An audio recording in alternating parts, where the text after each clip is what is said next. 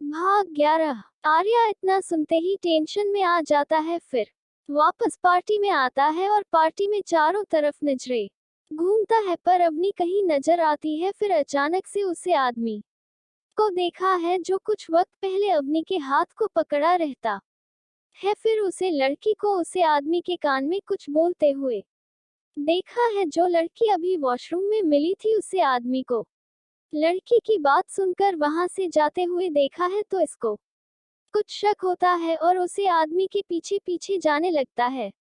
आदमी अपनी गाड़ी में बैठकर वहां से निकल जाता है और आर्या भी अपनी गाड़ी में बैठते हुए बोलता है, अगर मेरा शक सही हुआ तो अवनी इस नालायक के पास ही होगी। अवनी एक बड़े से रूम में एक बेड पर बेहोश पड़ी रहती है। आदमी एक बहुत बड़े पुराने घर के सामने रुकता है और अपनी गाड़ी से बाहर निकाल कर उसे घर को देखते हुए, आज की रात बड़ी हसीन है, फिर गुनगुनाते हुए उसे घर के अंदर जाता है। आर्या लगभग 10 मिनट बाद अपनी अपनी गाड़ी से इस जगह पर आता है और जिस गाड़ी का पीछा करता है वह गाड़ी वहीं खड़ी रहती है। फिर अपनी गाड़ी को अंधेरे में खड़ा करके उसे बड़े से घर को देखा है। घर काफी पुराना देखा है। चुपके से पीछे के रास्ते से उसे घर के अंदर जाता है तो देखा है घर अंदर से बिल्कुल नया देखा है, पर अंदर एक भी आदमी दिखाई नहीं देते हैं। तभी सामने एक रूम में कुछ गिरने की आवाज सुनाई देती है। उसे आवाज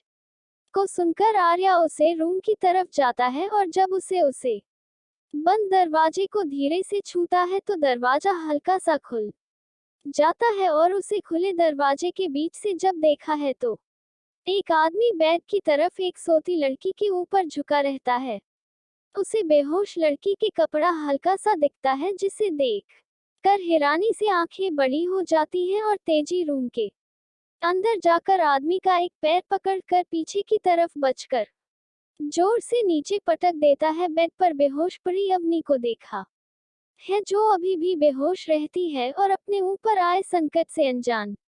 अवनी बेसुध बेहोश पड़ी रहती है, उसके कपड़े अस्त व्यस्त रहते हैं। जल्दी से उसके करीब जाकर उसके खुले कमर को कपड़े से ढकता है। तब तक पीछे से वह आदमी नीचे से उठकर आर्या की तरफ देखते हुए बहुत गुस्से से बोलता है, अबे कौन है और अंदर कैसे आया? आर्या उसकी आवाज सुनते ही गुस्से से शरीर की नसें फटने लगती है और फिर अचानक से उसे आदमी की तरफ आते हुए अपने एक पैर से उसके पेट में मारता है, जिसकी वजह से आदमी दर्द की वजह से पेट को पकड़कर दर्द भरी चीख के साथ नीचे गिर जाता है। आर्या उसे आदमी का कॉलर पकड़कर ऊपर उठाते हुए उसके आंखों में गुस्से से देखते हुए, मीरा की प्रॉपर्टी के पेपर कहाँ है? आदमी जो अभी तक दर्द में तड़प रहा था, वह मेरा नाम सुनते ही हैरानी से आर्या का चेहरा देखते हुए डरते हुए पूछता है, तुम किस मीरा की बात कर रहे हो? मैं किसी मीरा को नहीं जानता। आर्या इतना सुनते ही और भी ज्यादा गुस्से से आग बबूला हो जाता है और उसे आदमी के जबड़े पर 3 से कर बार घुंसा मारता है, जिसकी वजह से आदमी के नाक और मुंह से खून बहने लगता है। आर्या अभी नहीं जानता, या मुझे और भी तरीके अपनाने पड़ेंगे तेरे मुंह से सच उगलवाने के लिए। आदमी अब दर्द को सहते हुए हफ्ते हुए धीरे धीरे बोलना है, मैं सच बोल रहा हूँ, मैं उसे पेपर के बारे में नहीं जानता। फिर आर्या उसके पेट और उसके सीने, पैर पर और हाथ से मारने लगता है। जब तक आदमी अधमरा नहीं हो जाता है तब तक मारता है। आदमी मार खाते हुए दर्द से चिल्लाते हुए बोलता है, मुझे मत मारो, मैं नहीं जानता, मत मारो मुझे। जब ज्यादा मार खाने की वजह से आवाज निकलना बंद हो जाती है तो आर्या उसके पास नीचे बैठकर पूछता है, अब अपना मुंह खोलेगा या फिर तुझे नरक जाने इरादा बना लिया है? आदमी बहुत मुश्किल से बोलता है, प्रॉपर्टी पेपर वेद प्रकाश के पास है। इतना सुनते ही उसके गले को अपने पैर से ढाबा कर जाम से मार देता है और अपने हाथ को एक रुमाल से पूछते हुए, बहुत लड़कियों को बर्बाद कर चुका था, अब तुझे नरक में जवाब देना होगा जो तूने अब तक के कुकर्म किए हैं। अवनी के पास जाते हुए तुम्हें अभी मेरा और भी काम करना है। जब तक मैं अपनी मंजिल को का नहीं जाता तब तक तुम एक मोहरा हो उन तक पहुंचाने का। फिर उनके चेहरे को देखा है जो रात की लाइट की रोशनी में उसका चेहरा और भी सुंदर दिखता है। उसके चेहरे को देखते ही उसके चेहरे पर हल्की सी मुस्कान आ जाती है। फिर अपने आप पर मुस्कुराते हुए नामे सर करते हुए भूल जा तू ये लड़कियां फरेबी होती हैं, इनका ये रूप ना जाने कितनों को बर्बाद कर दिया है। पर तू आर्या कभी भी बोलकर यह गलती मत करना, नहीं तो तेरा भी काम तमाम कर देगी यह हुस्न। बस तू अपने काम पर ध्यान दे, सिर्फ और सिर्फ काम पर। फिर बेहोश अवनी को बाहों में उठाकर लेकर चला जाता है। भाग 12। अवनी के पास जाते हुए तुम्हें अभी मेरा और भी काम करना है। जब तक मैं अपनी मंजिल को पर नहीं जाता तब तक तुम एक मोहर हो उन तक पहुंचाने का। फिर उसके चेहरे को देखता है जो रात की लाइट की रोशनी में उसका चेहरा और भी सुंदर दिखता है। उसके चेहरे को देखते ही उसके चेहरे पर हल्की सी मुस्कान आ जाती है। फिर अपने आप पर मुस्कुराते हुए ना मैं सर करते हुए भूल जा तू ये लड़कियां फरेबी होती है, इनका ये रूप न जाने कितनों को बर्बाद कर दिया है।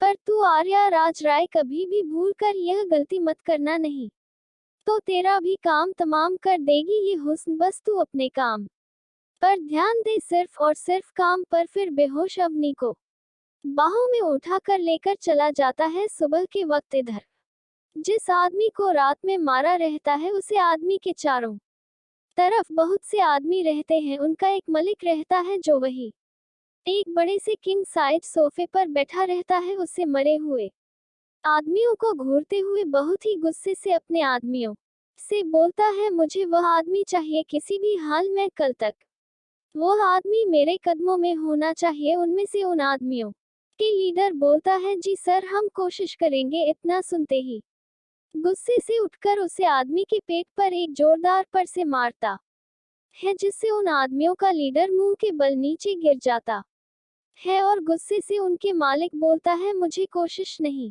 कल तक वह मेरे कदमों में गिड़गिड़ाते हुए अपनी जान की भीख मांगे। गिड़गिड़ाए वह लीडर डरते हुए अपने दर्द को बर्दाश्त करते हुए, मालिक कल आपके वह सामने आपके कदमों में होगा। मलिक बोलता है वेरी गुड। इधर आर्या अवनी को अपने घर अपने रूम में लता है। अभी भी अवनी बेहोश रहती है। अवनी को जब बेड पर सुलाता है तो उसके चेहरे को बहुत गौर से देखा है। अवनी का चेहरा बहुत ही मासूम और हल्का गुलाबी दिखता है। उसकी गुलाबीपन चेहरे को और भी खूबसूरत बना देता है उसे। पर रात की जलती मध्य लाइट और भी चेहरे को निखारता है। उसके पतले गुलाबी होंठ को देखकर उसे चमन का दिल करता है। अपने अंगूठे से उसके होंठ को बहुत प्यार से छूटा है, पर अचानक अपने आप हाथ रुक जाते हैं और अचानक से दिमाग इस प्यार एहसास को यही रोक देता है और अपने दिल में चल रहे जज्बात को रोककर वहां से जाने के लिए मुड़ता है। अभी 4 ही कदम चला रहता है पर अवनी की हल्की सी आवाज कानों जाते ही कम खुद ब खुद वही जम जाते हैं। फिर उसकी तरफ मुड़कर देखा है तो अभी हल्का हल्का होश आता है और धीरे धीरे बस एक ही शब्द बोलती है मुझे जाने दो, मुझे पापा के पास जाना है, पापा के पास जाना है। आर्या उसके पास जाकर उसके सर के पास बैठकर उसके सर को सहलाने लगता है और धीरे से बोलता है शांत, बिल्कुल शांत। सर पर आर्या के हाथों का स्पर्श पाते ही फिर नींद में चली जाती है। आर्या उसे फिर से सोते देख मुस्कुराते हुए पागल लड़की नींद में ही अवनी आर्या के गोद में सोने के लिए अपना सर उठाकर उसके पैर पर रख देती है और किसी छोटे बच्चे को तरह कसकर उसके पैरों को पकड़ लेती है। आर्या अवनी की इस प्यारी हरकत को देखते ही अचानक अपने इस प्यार की दुनिया से जागता है और तेजी से उसके सर को बेड पर रखकर उससे दूर खड़े होकर बहुत ही सीरियस होते हुए बोलता है इस लड़की में ऐसा क्या है जो मैं खुद को भूल जाता हूँ। इस लड़की की करीबी मेरे सपनों को कभी पूरा नहीं होने देगी। यह चेहरा मुझे पागल करने पर तुला है, खुद के इशारों पर मुझे नाचना चाहता है, पर मैं ऐसा नहीं होने दूंगा। आर्या ने किसी के बस में था और ना होगा। आर्या बस अपनी सोच के हिसाब से चलता है और यही आर्या की पहचान है। इस लड़की से बस मेरा एक मकसद है और वह मकसद पूरा होते ही इस लड़की को अपनी जिंदगी से दूर कर दूंगा। बस एक मकसद, फिर सब अपने रास्ते अपने मोबाइल को पॉकेट से निकलते हुए रूम से बाहर जाता है और कॉल करता है, हाँ वहाँ सब ठीक है ना। फिर उधर से कोई जवाब आता है तो बोलता है कोई कमी नहीं होनी चाहिए इलाज में, ओके ख्याल रखना देसाई परिवार का रखता हूँ। अपने मोबाइल में किसी का फोटो देखते हुए वक्त ने क्या से क्या कर दिया, तुझे मरते दम तक पास रखने का मन था पर इस गॉड ने हमसे हमेशा हमेशा के लिए दूर कर दिया, जो चाह कर भी मैं इस दूरी को मिटा नहीं पाऊंगा। बाकी इस धरती पर इस आर्या राज राय के लिए सब मुमकिन है, जो चाहता है वह करता है, यह आर्या राज रॉय।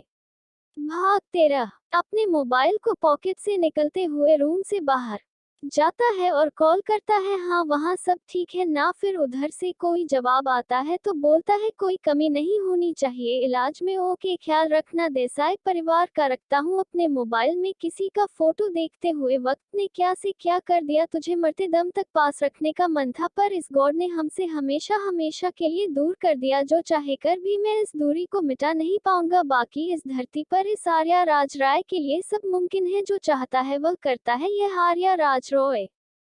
कुछ वक्त बाद अपने नींद से जगाती है तो खुद को एक बड़े से रूम में बड़े से बेड पर पाती है। डर की वजह से उसे बेड से उठकर बैठ जाती है और चारों तरफ घबराते हुए देखते है तो वहां कोई नहीं रहता है। सामने दाहिने साइड में एक दीवार घड़ी लगी रहती है, उसमें रात के 12:11 होते हैं। अपने आप को देखते हुए मैं यहाँ कैसे, मैं तो अभी पार्टी में थी, ये किसका घर है, खुद को देख लेती है कि एकदम ठीक है तो बेड से उठकर रूम से बाहर जाने के लिए दरवाजा खोलती है पर दरवाजा बाहर से बंद रहता है। परेशान होते हुए ये तो बाहर से बंद है, अब मैं क्या करूं, इस खड़ूस की वजह से मैं कहाँ फंस गई, मैं कैसे बाहर निकलूं। उसे रूम से बाहर जाने के लिए हर एक कोना छान मरती है पर रूम से बाहर निकलने का कोई रास्ता नहीं रहता है। तभी दरवाजा खुलता है। अवनी दरवाजा खोलने की आवाज सुनते ही दरवाजे की तरफ देखती है तो आर्या खड़ा रहता है। अवनी उसे देखते ही बहुत गुस्से से उसके पास जाकर उसका कॉलर पकड़कर खींचते हुए, तुम क्या करना चाहते हो मेरे साथ, बोलो क्या खेल खेल रहे हो मेरे साथ, जानते भी हो उसे पार्टी में मेरे साथ क्या हुआ था, है तुम्हें जरा सा भी अंदाजा है कि मेरे साथ वहाँ क्या हुआ, सब तुम्हारी तरह है अयास लोग थे जो मुझे अपनी गंदी नजरों से घूरते रहे थे। फिर अचानक से वह आदमी याद आता है जिसने उसके ऊपर जूस गिराई थी। फिर अचानक से आर्या का कॉलर छोड़ते हुए, 1 मिनट, मुझे तो बाथरूम में किसी ने पीछे से बेहोश कर दिया था, उसके बाद मेरे साथ क्या हुआ मुझे कुछ भी याद नहीं। रूम को देखते हुए होश में आए तो खुद को यहाँ इस रूम में आर्या को शक की नजरों से देखते हुए, ये सब तूने किया ना, अगर बदला लेना तुम्हारा इतना घटिया इरादा है तो मुझे मरना पसंद है, पर तुम्हारे इस घटिया इरादों को मैं कभी पूरा नहीं होने दूंगी। आर्या तभी से उसकी बकबक सुनता है पर जब उसे पर घटिया का इल्जाम लगाती है तो बर्दाश्त नहीं होता है और एक जोरदार थप्पड़ उसके गाल पर मरता है। थप्पड़ खाता ही नीचे फर्श पर गिर जाती है। आर्या का थप्पड़ इतना जोरदार रहता है कि अवनी के गाल पर हाथ का पंजा छप जाता है और अपना लाल निशान छोड़ देता है। अवनी की आंखों में दर्द की वजह से आंसू आ जाते हैं और अपने गाल को सहलाने लगती है। आर्या अवनी का हाथ पकड़कर खींचते हुए रूम से बाहर निकलते हुए, जब मैं घटिया इंसान हूं तो तुम्हें मेरे रूम में मेरे कमरे में रहने के लिए कोई जगह नहीं है, जो बाहर ढूंढो किसी शरीफ इंसान का घर, आधी रात को ही घर से बाहर अवनी को निकाल कर बाहर का रास्ता दिखाकर अवनी के मुंह पर दरवाजा बंद कर देता है। अवनी बदहवास कभी बाहर तो कभी बंद हुए दरवाजा को देखते हैं रोते हुए, मैं इतनी रात को कहाँ जाऊंगी, इस वक्त तो कोई फोटो भी नहीं मिलेगा, क्या करूं मैं, जब से मेरी लाइफ में इस जल्लाद से सामना हुआ है तब से मेरा परिवार और मैं जहन्नम की दुनिया देख रहे हैं, पता नहीं किस जन्म का हमसे बदला ले रहा है। बाहर सुनसान देख डरते हुए बेचारी सी आवाज में, मैं अकेले कैसे जाऊंगी, ऊपर आसमान में देखते हुए है, भगवान मेरी रक्षा करना, अब तुम ही मेरा सहारा, इतना बोलकर आर्या के घर से जाने लगती है, डरते हुए खुद में सिमटे हुए चारों तरफ देखते हुई जाती है। अभी आर्या के घर से कुछ ही दूर पर गई रही रहती है, तभी सामने से एक ब्लैक कार आती है। अपनी सामने गाड़ी देखकर खुश होते हुए एक उम्मीद लिए उसे गाड़ी को रोकते हैं, पर जिस उम्मीद से उसे कर को रोकते हैं उसके उलट ही होता है। उसे कर से 4 आदमी ब्लैक कपड़े पहने हुए निकलते हैं और एक आदमी अवनी का मुंह दबाता है। 2 मिलकर उसे टांगते हैं और चौथा कर का दरवाजा खोलता है। अवनी छटपटाती रह जाती है पर खुद को उनसे छोड़ नहीं पाती है। अवनी को उसे कर के अंदर डालकर वहां से तेजी से कर लेकर रवाना हो जाते हैं। भाग 14। पता नहीं किस जन्म का हमसे बदला ले रहा है बाहर। सुनसान देख डरते हुए बेचारी सी आवाज में मैं अकेले कैसे जाऊंगी ऊपर आसमान में देखते हुए है भगवान मेरी रक्षा करना, अब तुम ही मेरा सहारा, इतना बोलकर आर्या के घर से जाने लगती है। डरते हुए खुदे सिमटे हुए चारों तरफ देखते हुई जाती है। अभी आर्या के घर से कुछ ही दूर पर गई रहती है, तभी सामने से एक ब्लैक कार आती है। अपनी सामने गाड़ी देखकर खुश होते हुए एक उम्मीद लिए उसे गाड़ी को रोकती है, पर जिस उम्मीद से उसे कार को रोकती है उसके उलट ही होता है। उसे कार से 4 आदमी ब्लैक कपड़े पहने हुए निकलते हैं और एक आदमी अवनी का मुंह दबाता है। 2 मिलकर उसे टांगते हैं और चौथा कर का दरवाजा खोलता है। अवनी छटपटती रह जाती है पर खुद को उनसे छोड़ नहीं पाती है। अवनी को उसे कर के अंदर डालकर वहां से तेजी से कार लेकर रवाना हो जाते हैं। आर्या के पास फोन आता है और फोन पर बोलता है, हाँ काम हो गया, ओके नजर रखो उसे, पर जब वह सब अपने मेन जगह पहुंच जाए तब मुझे लोकेशन भेज देना, उसके पीछे ही रहना। ओके रखता हूँ। अवनी जिस कार में रहती है उसे कार को एक बहुत बड़े घर के सामने रोकते हैं और अवनी को टांग कर उसे बड़े से घर में ले जाते हैं। उसे घर में मेन दरवाजे से लेकर अंदर तक बहुत सारे आदमी बंदूक लेकर खड़े रहते हैं। आदमी अपने मालिक के पास ले जाते हैं। जिस रूम में उनके मालिक रहता है वहां एक बहुत सुंदर छोटे कपड़ों में एक लड़की रहती है और उसे मालिक की गोद में बैठी रहती है।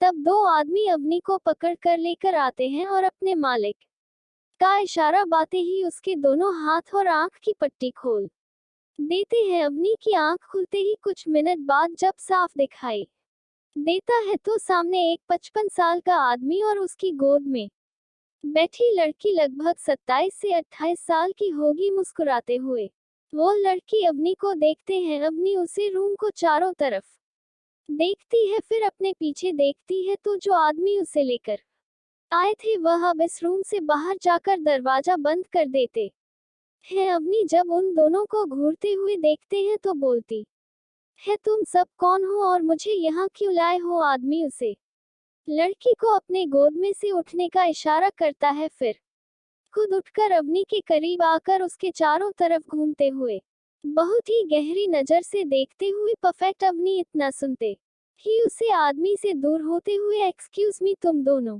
हो कौन और मुझे यहाँ ऐसे क्यों लाए? लड़की भी अवनी के करीब आते हुए, जानू अब छोड़ो भी, बाद में सब कर लेना, पहले जिस काम के लिए इस लड़की को हम यहाँ लाए हैं वह काम तो कर लो। आदमी अवनी के सामने आते हुए बेहद गुस्से से अवनी की आंखों में देखते हुए अवनी के बाल पीछे की तरफ खींचते हुए, तुमने विवेकानंद को क्यों मारा? अवनी बाल पीछे की तरफ खींचने से दर्द होता है, अपने एक हाथ से बाल को पड़े उसे आदमी का हाथ पकड़ते हुए, मैं किसी विक्रांत को नहीं मारा और ना ही मैं उसे जानती हूँ। लड़की बोलती है, जानू लगता है यह ऐसे नहीं बोलेगी, इसको छोड़ो तुम, मैं इसको अपनी भाषा में पूछती हूँ।